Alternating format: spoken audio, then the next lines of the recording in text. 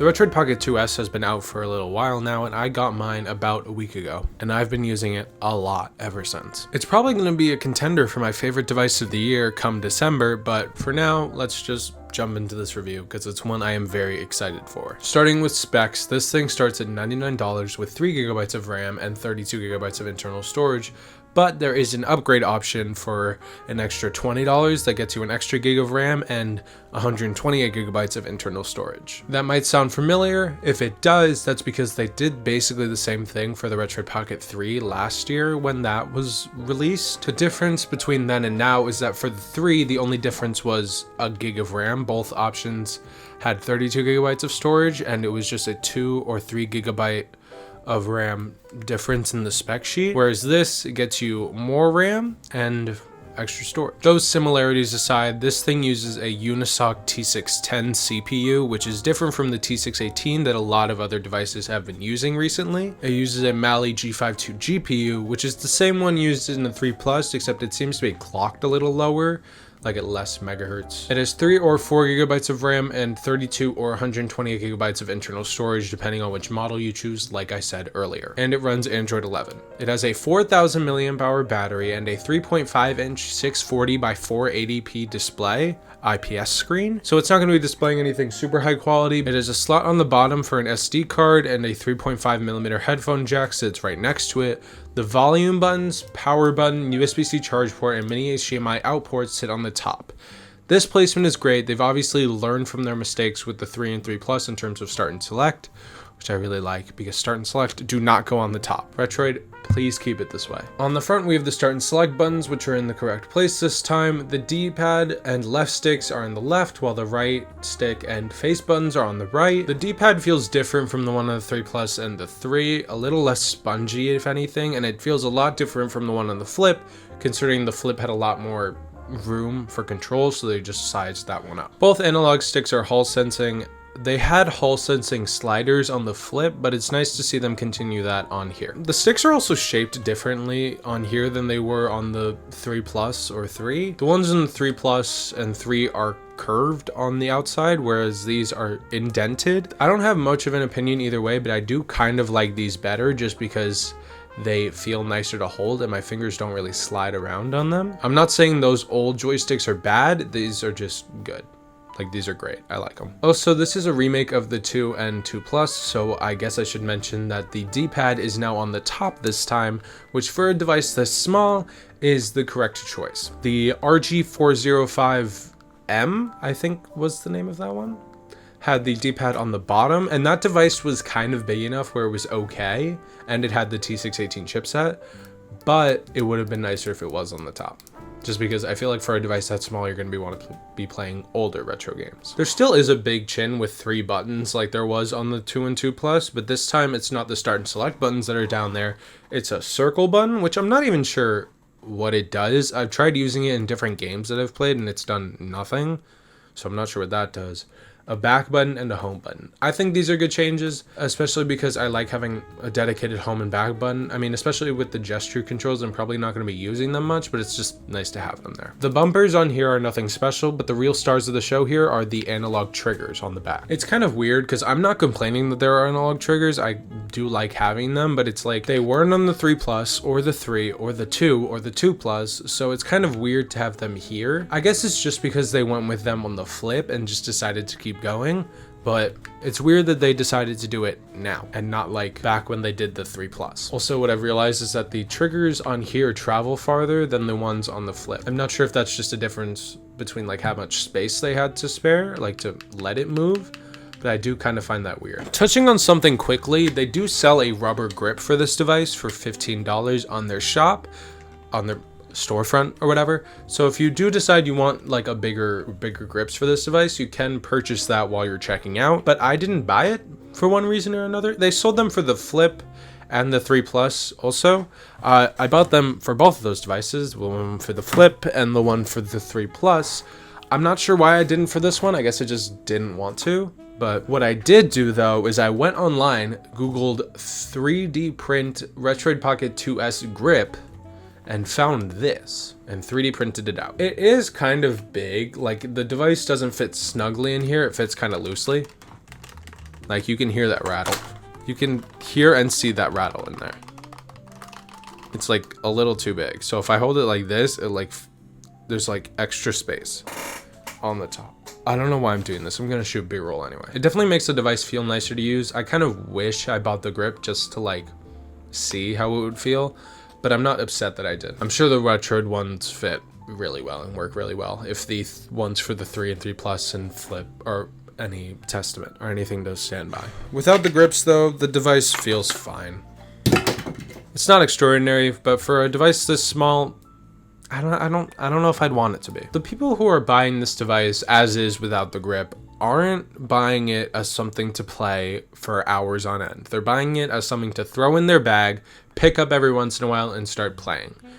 And for what this is, that satisfies that perfectly well. And it's like thick enough that it's comfortable to hold for like, I guess, longer periods of time. Obviously for like super long periods of time, you're gonna want a grip, but that's why they sell that. Adding big grips would compromise the small emulator people want to have. I love big grips on devices. I'm not gonna deny that. That's why I 3D printed them for the 3 Plus and bought them for the Flip and 3, because they help me get a good grip on the device and feel comfortable using it for longer periods of time.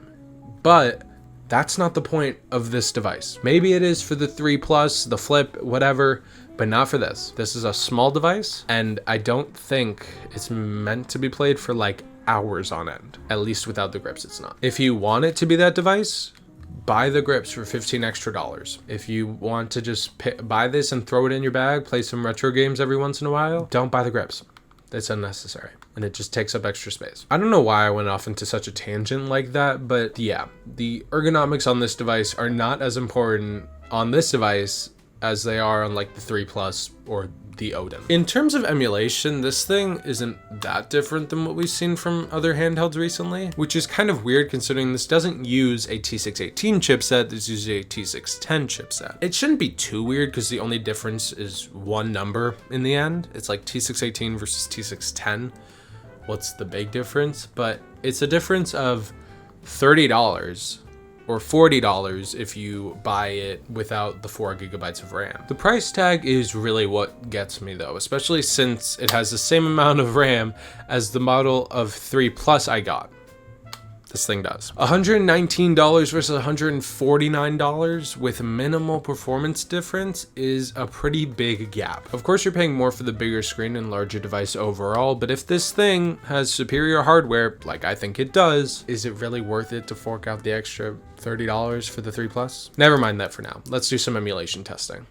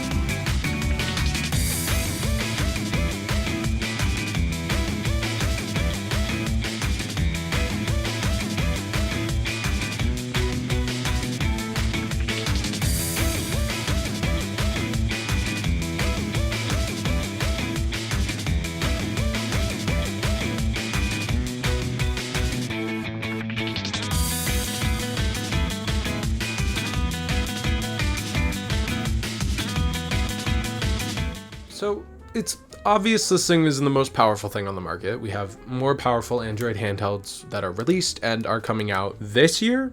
I do air quotes because the Ein Odin 2 is said to release in December, but I don't believe them. But for what it's worth, I think it's pretty good. It can play some GameCube, Wii, and 3DS games pretty well, which I think is pretty impressive for a $120 device. All right, to wrap this all up, I think this device is a great buy. I'm reviewing the $120 version of this, but I think the $100 version with 3 gigabytes of RAM would be great as well, because it still has the same processor, the same CPU, the only difference is the amount of RAM. Both of them would be great buys, but I think the $100 version would be a great buy, especially for someone who loves N64, DS, some GameCube. For like $100, that's really good. And if you want something more powerful like 3DS or GameCube, like more GameCube, more 3DS, fork out the extra $20, gets you the 2S with 4 gigabytes of RAM. I think that's a good deal. I think it's worth it, and I would probably categorize it as the best handheld around $100 right now. I know it's $120 for the 4 gigabyte version, but the 3 gigabyte version is $100. And that's probably just as good. But what do you guys think? Do you like this device as much as I do? Do you plan on buying one now that you've watched my review? Are there any pros or cons that I forgot to mention that you want to hear my opinions on? Leave them in the comments below.